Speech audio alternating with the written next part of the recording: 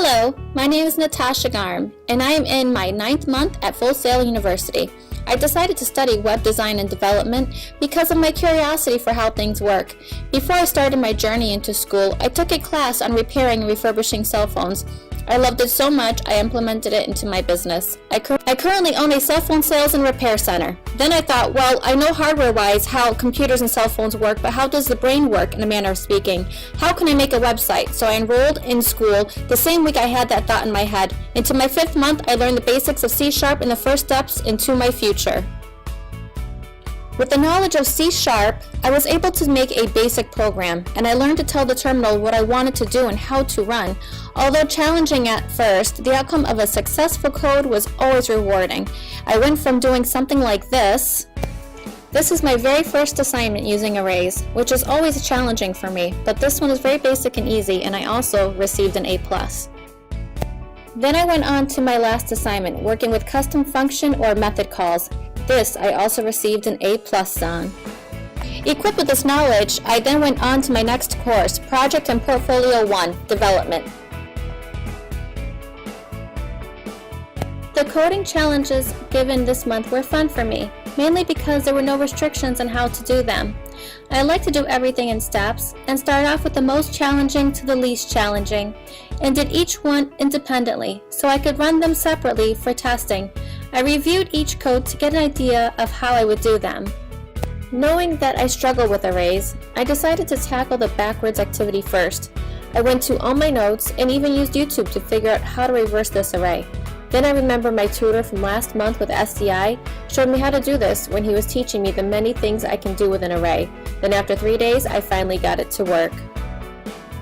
Then was the age convert activity, which just involved math and age, although not accurate because it did not prompt a user for the month and day of their birth, but this gives us a close result. The temperature converter activity was the same idea, just prompting the user for numbers to convert into the proper temperature. The swap name activity was the easiest activity and took the least amount of time. Finally, the menu I saved for last, because this is where I got to bring all my codes together in their own methods to call each one when the user put in their choice. This class was an overall success for me. With all the new information that was provided to research, I know how communication is done in this industry. With using repositories to share your code and make comments, miscommunication is almost non-existent.